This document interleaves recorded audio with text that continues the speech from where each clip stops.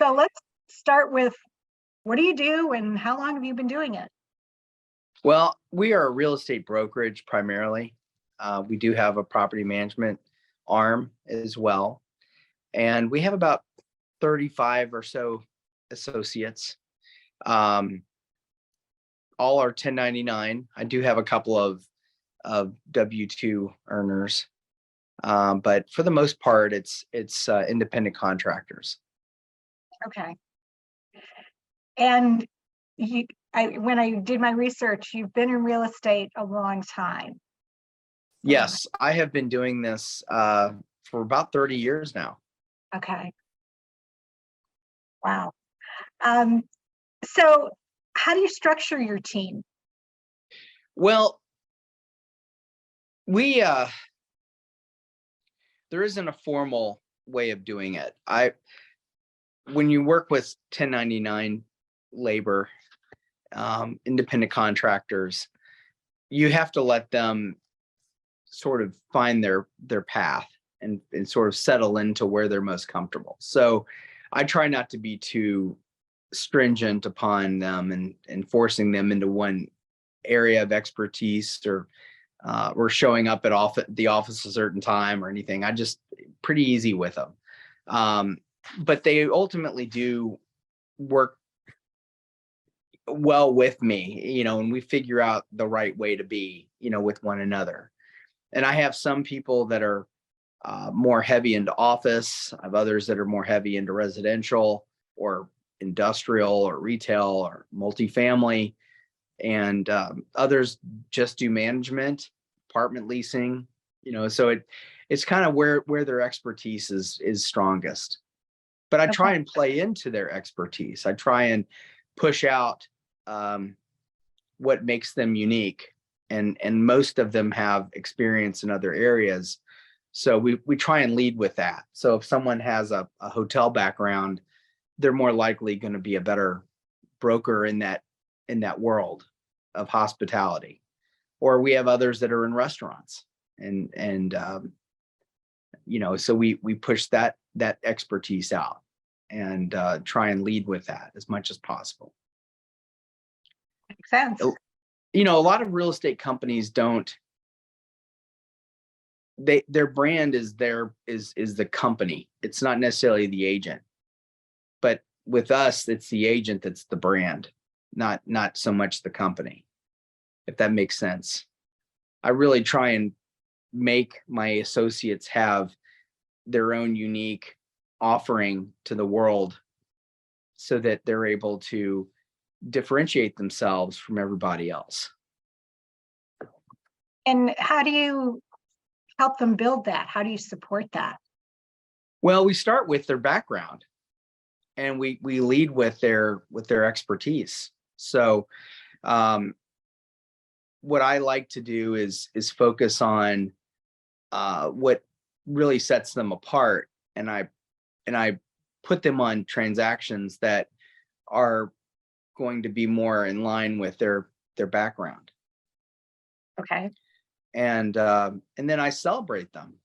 We get written up a lot in the newspaper, Business First, in different places, and we talk about, Sal Rubino just closed this restaurant, or Florence Brown just did this office space or something, and we try and get them as much attention as possible for what they just did. And that attention becomes part of their brand. It's part of what allows them to market themselves and set themselves apart from the others. Okay. Yeah. Rewards and recognition is so undervalued. It is. And glad to see that you're using it. Yeah. So have you had real estate has just been a wild ride for the last couple of years. Have you had any challenges getting people or keeping people? Not really. Not really. I'm not so worried about the head count in the office as I am keeping good people. And I haven't had any trouble with that. We still have a fabulous group of colleagues that do wonderful things, and I'm very proud of. And, again, we're just not pushing it too hard either way. We focus on quality, to the client, and everyone just takes their seat around the table. It isn't so much a forced thing. And I don't really care how many agents I have. I don't care, how many I add. I'm not playing that game. That's not a benchmark for me. Other companies, it could be, they want to get to a magic number of 100 or do this or that. I don't, it's not something I care about. I'd be fine with 10, if I had the right people. But I'm happy with the number I have. How many do you have right now? About 35. Oh, wow. Okay. That's a pretty significant team. So it's not too bad. It's not too bad. Real estate people don't hold office hours really. They don't show up. We're always working, but they're working from their car or their home or wherever they are. So I don't see them a ton, but I do see many, As you've grown, after 30 years, I'm sure you've had some challenges along the way. Is there a particular challenge that you learned from that you'd want to share with us? Well, I would say that my challenge has more to do with, I've been doing this for 30 years this year. And I think over the years, I've always wanted stability, like a regular job. And no one would hire me. So I just had to make it work. And fortunately it did. But I think getting to a point where I was able to mitigate the highs and the lows a little bit to where I'm able to operate and raise a family and do the things that we all want to do, in a turbulent, topsy-turvy industry. We're only as good as our next deal. We can't rely upon a paycheck every 2 weeks. So I've had to make that work. That's got to be a particular challenge for your employees. So is there one trait that you look for in someone that can be successful? Well, you have to be a little entrepreneurial. You have to be in a state of mind that allows for that. If you're already having trouble making ends meet when you enter the business, it makes it so much harder, when you come in and you're waiting on that next commission check, which could be any time. I mean, it could be a year, could be 6 months, could be 3 months. You just don't know. And it's really hard for people to adjust to that. So usually there needs to be another spouse or some source of income, or someone that doesn't need it that badly, to make it work. But it can be a very lucrative industry. And I mean, I've had my agents, some of them make $500,000 a year. Wow. Yeah.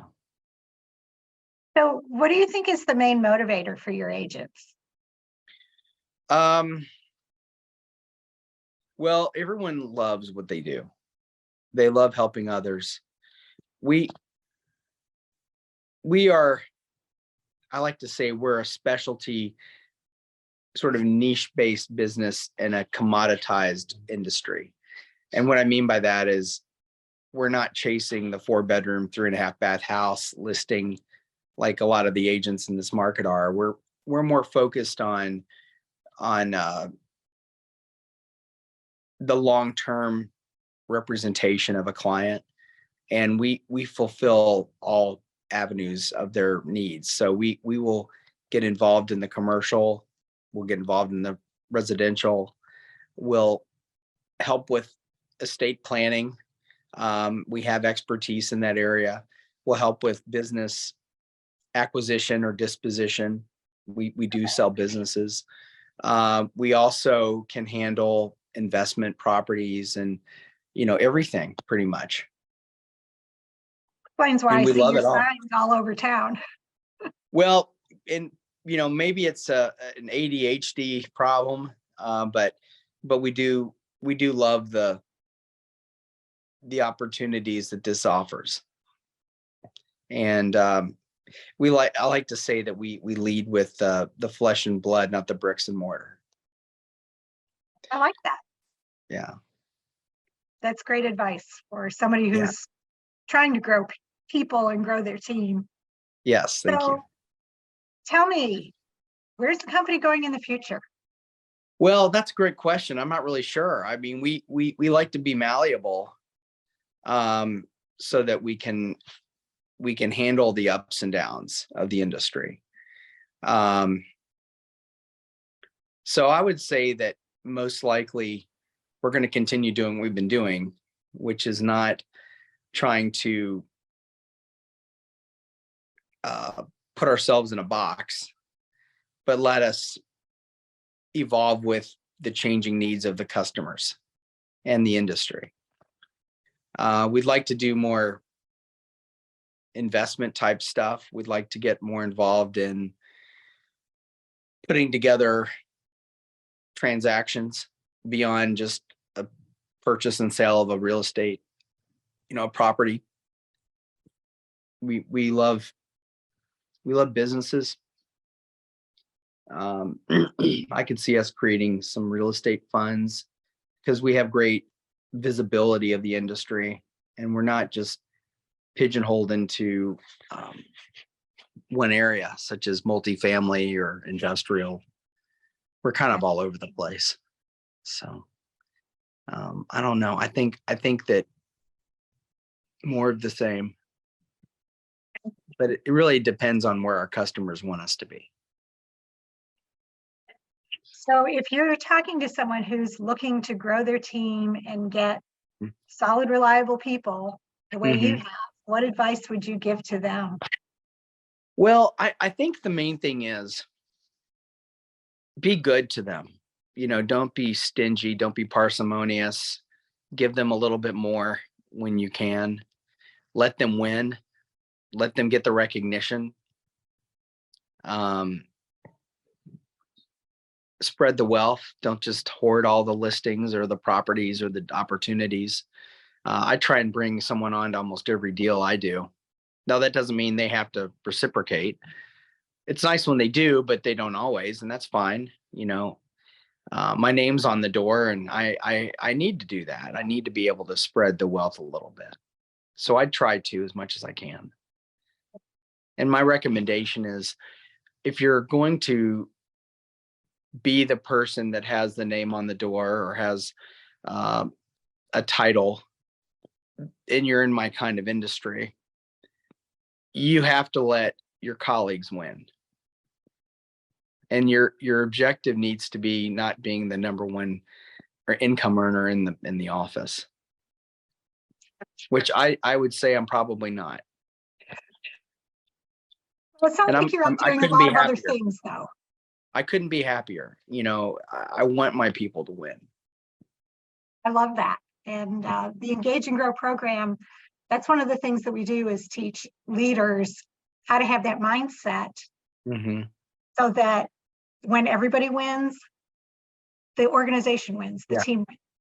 Yeah, I agree. And it's been helpful. It's certainly been part of the reason why we have done well is that I've had that attitude along the way.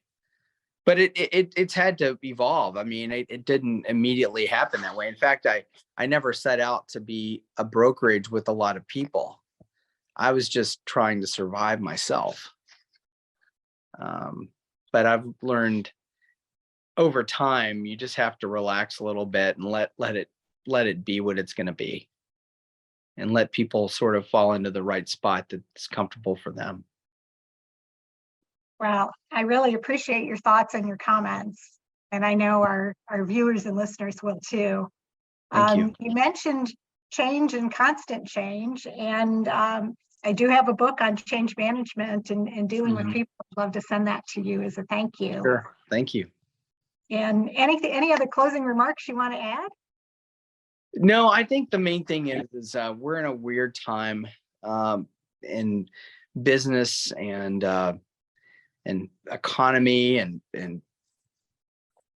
just general relations and war, everything. It's just a very interesting time. And I think that one thing we all need to do is just slow down a little bit,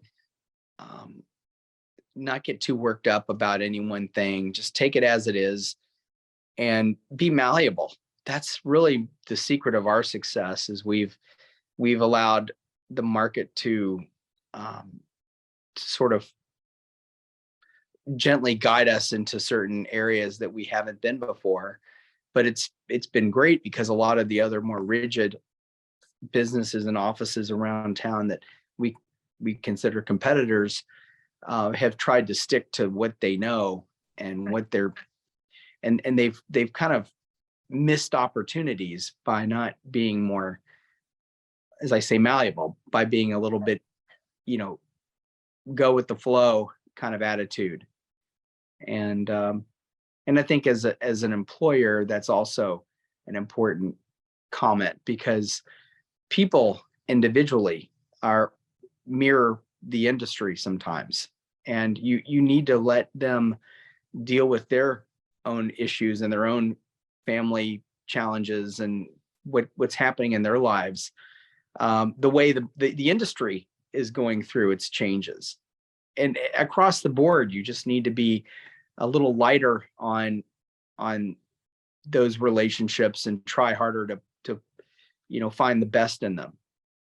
And that's my takeaway is that I've been able to accomplish that with my own people, and we've been able to do that with the industry. We all have had challenges, and we recognize the market is not going to be stable the way we like it to be.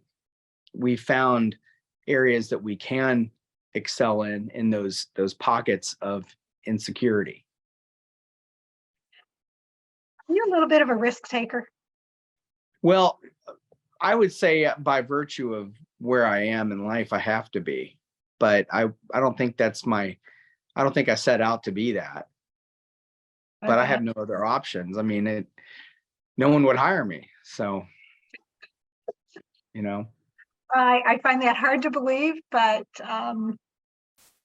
they hire me every day for real estate transactions, but I was never able to get a job. I wanted a W-2 job for years, when I was getting started. Probably the first 15 years, that's all I really wanted was some security and stability. I was raising kids, and it was a hard way to live, but I have no other options. And what's interesting though is by being an independent contractor like a real estate agent, even though you don't have the stability of a regular paycheck, your disposition allows you to actually roll with the punches a little bit better than if you were with a company and you did have a regular check and you were laid off. You kind of feel like you're back to ground zero and you're empty. But you build up a resistance to that when you're an independent contractor, to where it's just a way of life and you just pick up yourself and just hit the streets and you don't let it get to you too much.